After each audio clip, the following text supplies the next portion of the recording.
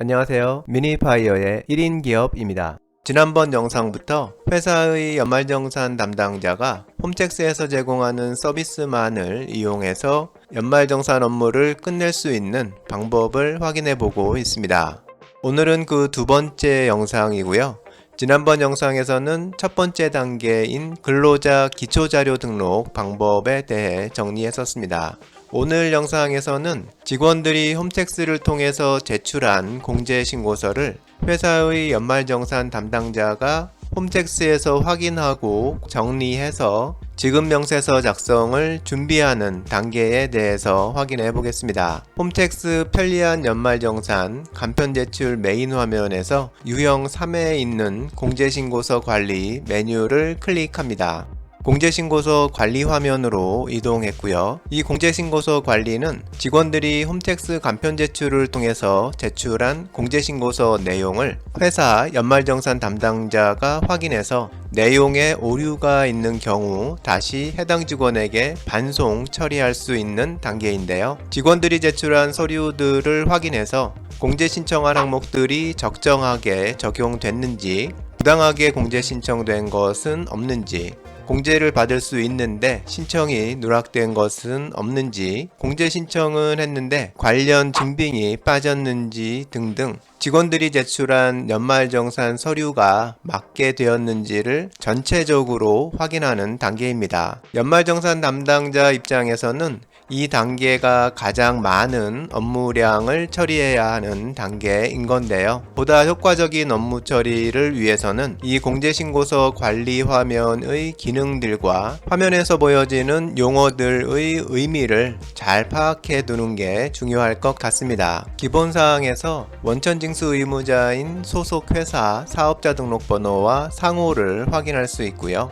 그 아래에서는 직원들이 제출한 공제신고서 제출 내역을 볼 수 있습니다. 기초자료를 등록한 직원들이 홈택스로 공제신고서를 제출했으면 이 제출 내역에서 모두 확인이 가능합니다. 화면의 사례는 직원 한 명만 공제신고서를 제출한 경우라 단순하지만요. 제출한 직원들이 많을 경우에는 제출 내역에서 원하는 직원을 찾기 위해서는 검색 기능을 이용해야 하는데요. 직원 이름을 입력하거나 제출한 날짜를 지정해서 검색이 가능하고요. 공제신고서의 처리 상태를 기준으로도 검색이 가능합니다. 처리 상태 항목을 클릭해보면 여러 단계의 처리 상태가 보여지는데요. 직원이 아직 공제신고서를 제출하지 않은 미제출부터 제출 후 회수한 경우, 공제신고서가 반송된 경우, 공제신고서에 문제가 없는 것으로 확인된 경우, 확인 후 지급명세서까지 생성한 경우 등등 단계별로 세분화되어 있어서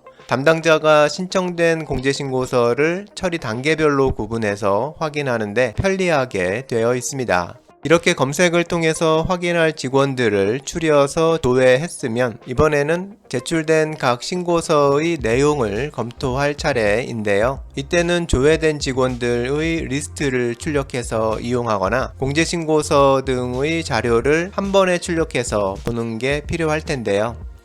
검색 메뉴 바로 위에 있는 명세서 내려받기를 클릭하면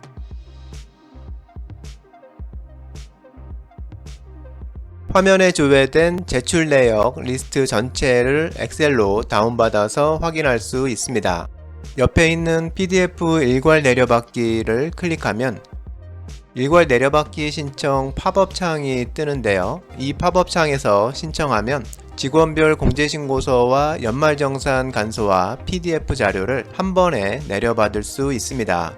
일괄 내려받기는 직원이 30명 이하인 경우에는 신청 당일 파일을 내려받을 수 있고요. 30명을 초과하는 경우에는 신청한 다음 날 내려받을 수 있습니다. 일괄 내려받기 신청 버튼을 클릭하면 일괄 내려받기 신청 내역에 방금 한 신청이 등록되고 조회하기를 클릭하면 내려받을 파일이 리스트에 나타나게 됩니다. 여기서 내려받기를 클릭하면 직원별로 연말정산 간소화 자료와 공제신고서가 한 번에 PDF 파일 2개로 다운로드 됩니다. 특정 직원의 공제신고서만을 다운로드하고 싶을 때는 제출 내역에서 검색을 통해서 해당 직원의 자료를 불러오고 공제신고서 PDF 내려받기 버튼을 클릭하면 되고요. 특정 직원의 간소화 자료만을 다운로드 받고 싶을 때는 같은 방법으로 간소화 자료 PDF 내려받기를 클릭해서 받을 수 있습니다. 제출 내역 리스트 제목 부분에 보면 국세청 외 자료 여부라는 항목이 있는데요. 이 항목에서는 직원이 공제신고서를 작성할 때 사용한 자료의 종류를 확인할 수 있습니다. 국세청이라고 표시된 경우는 홈택스 간소화 자료를 이용해서 공제신고서를 작성한 경우이고요. 기타는 간소화 자료는 사용하지 않고 직접 수집한 자료로 공제신고서를 작성한 경우이고요. 국세청 플러스 기타는 홈택스 간소화 자료와 직접 수집한 자료로 공제신고서를 작성한 경우를 말합니다. 직원이 제출한 자료를 검토한 결과 작성된 공제신고서에 문제가 있는 것으로 확인된 경우 제출된 신고서를 해당 직원에게 반송해야 하는데요. 반송 사유 항목에 있는 입력 버튼을 클릭해서 잘못된 부분에 대한 설명을 입력하고 반송하기를 클릭하면 됩니다. 내용 확인이 모두 정상으로 끝났으면 해당 직원을 선택하고 공제신고서 확인 완료를 클릭합니다.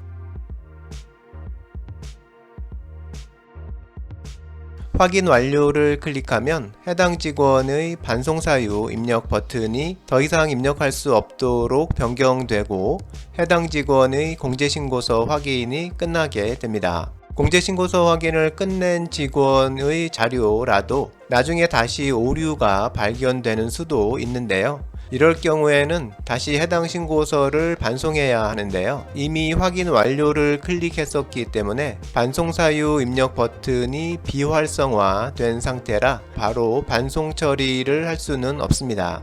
이때는 해당 직원을 체크하고 공제신고서 확인 취소 버튼을 클릭해서 반송 사유 입력 버튼을 다시 활성화시킨 다음에 오류 내용을 입력해서 반송 처리하면 됩니다. 오늘 영상에서는 직원이 홈택스를 통해 제출한 공제신고서를 회사의 연말정산 담당자가 홈택스 공제신고서 관리 화면에서 내용을 확인하고 관리하는 방법을 정리해 봤습니다. 다음 영상에서는 홈택스에서 지급명세서를 작성 제출하는 방법에 대해서 확인해 보겠습니다.